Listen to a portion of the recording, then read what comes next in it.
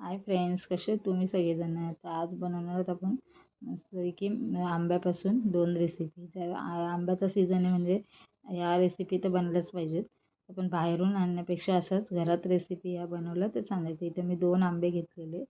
सुरी कशी थोडी मी आंबे कापले होते त्याच्यामुळे ती थोडी काळसर झाले, तर तिला पुसून घेतले. तर इथे बघा आंबा मी कट करून घेतलेला आहे आणि मस्तपैकी त्याला असे कापून घेतलेलं आहे. मस्त आंबा किती चांगला एकदम रसरशीत आंबा दिसतोय बघा. अशा पद्धतीने काप करून घेतलेले आहेत आंब्याचे.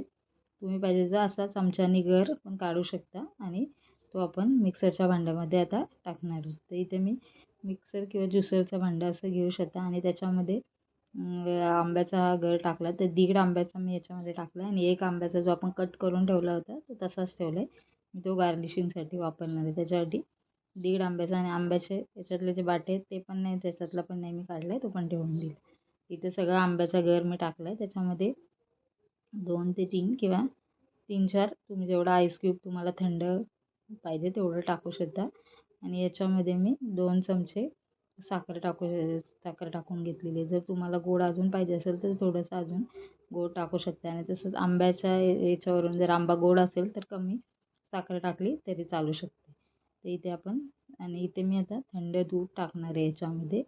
जे फ्रीजमध्ये मी गरम करून थंड करून फ्रीजमध्ये ठेवलं तर ते दूध टाकणार आहे. तर इथे 1 ते 1.5 ग्लास मी टाकलं होतं आणि आपण मिक्सरमध्ये मस्तपैकी हे बघा बारीक करून घेतलेलं. मस्त आपला मिल्कशेक इथे रेडी झालेला आहे. आता 2-3 मिनटं त्याला मिक्सरमधून फिरवून घेतलं आहे. तर आपला मस्त मिल्कशेक बघा किती मस्त झालेला आहे. तर इथे आपण आता हे मिल्कशेक आता याच्यामध्ये आपण ग्लासमध्ये टाकून घेणार. तर त्याच्यामध्ये टाकण्या अगोदर इथे मी जो आपण आंबा कट करून घेतला होता त्याचे स्लाईस केले होते ते स्लाईस त्याच्यामध्ये टाकणार आहे 2-4. अशा पद्धतीने टाकल्यावर ते आंब्याचे मिक्स असे पीसेस खायला आल्यावर अजून चांगले लागतात. तर इथे बघा मी ते टाकलेत आणि याच्यावर आपलं जो मँगो मिल्कशेक आहे तो वरून टाकलेला आहे आणि याच्यावरती परत आपण थोडेसे आंब्याचे काप टाकणार आहोत. तर बाहेरून जर हा आपण मिल्कशेक प्यायला गेलो तर कितीला भेटेल, त्यापेक्षा असंच घरात आपण मस्तपैकी कमी साहित्यात आणि एकदम पटकन होणारा असा मँगो मिल्कशेक नक्की बनवते. इथे मी मँगोचे थोडे पीसेस आणि ड्रायफ्रूट टाकून हा सर्व केलेला आहे. बघा किती टेस्टी आणि मस्त मँगो मिल्कशेक लागते. तर ही रेसिपी आवडली तर नक्की लाईक, सबस्क्राईब, शेअर करा. मुलांना बाहेरून देण्यापेक्षा असंच घरात चांगलं चांगलं तुम्ही बनवून देऊ शकता. तर आंबे तर आता आंब्याचा सीझन आहे बोलल्यानंतर आंबे हे झालेच पाहिजे. बघा ती मस्त आणि टेम्पटिंग लागते. सगळ्यांना मोठ्यांना छोट्यांना सगळ्यांनाच आवडेल पाहिजे. इथे परत मी 2 आंबे घेतलेले आणि ते आंबे मी आता कट करून फक्त याला 2 कट करून देणार आहे साईडून आणि याचे आपण आता पूर्ण त्याचा पल्प काढून घेणार आहे. तुम्ही एका भांड्यावर चाळणी घेऊन त्या चाळणीतून असा मिक्स करून जर तुम्हाला अशा पद्धतीने पल्प एकदम मस्त सोप्या पद्धतीने पल्प काढावं, मिक्सर वगैरे जर नसेल तर अशा पद्धतीने एक भांडे घेऊन त्याच्यावर चाळणी ठेवून फक्त त्याचे काप आपण असे मिक्स करायचे. त्याच्यामधून मस्तपैकी पल्प आपला रेडी होतो. असा पल्प पण तुम्ही फ्रीजमध्ये साठवून ठेवू शकता आणि जेव्हा आपल्याला पाहिजे तेव्हा खाऊ शकता किंवा असंच थंडगार आमरस वगैरे प्यायचा असेल अशा पद्धतीने पण तुम्ही करू शकता. इथे बघा हे मी सर्व पल्प असा काढून घेतलेला आहे. बघा पटकन असा पल्प निघून जातो आपला, जास्त वेळ पण लागत नाही. जेवढं प्रमाणात तुम्हाला याची रेसिपी बनवायची तेवढा पल्प तुम्ही घ्या.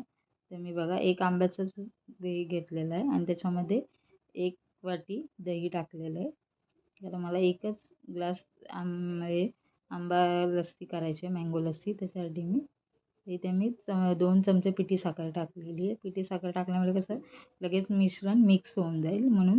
नाहीतर तुम्ही साखर पण टाकू शकता आणि इथे 2-3 बर्फाचे तुकडे टाकलेले आहेत आणि आपण मस्त रवीने ही घोसवून घेणार आहोत. पटकन अशी आपली बिना जर लाईट नसेल तरीसुद्धा आपण ही लस्सी बनवू शकतो. ही रेसिपी आवडली तर नक्की लाईक, सबस्क्राईब आणि शेअर करायला विसरू नका. हे बघा 2-3 मिनटं मस्त घुसवून अशी मस्त दाटसर आपली लस्सी रेडी झालेली आहे. जर तुम्हाला थोडी अशी पातळ हवी असेल तर त्याच्यामध्ये थोडं 2-3 चमचे दूध किंवा 1-2 चमचे परत थोडं थंडगार पाणी टाकलं तरी चालू शकते. बघा मस्तपैकी आपली तर लस्सी रेडी आहे. दुपारच्या वेळेला जर आपल्याला असं काही असेल तर नक्की आवडेल. तर म्हणून हे घरातच बनवून खाल्लेलं चांगलं असते.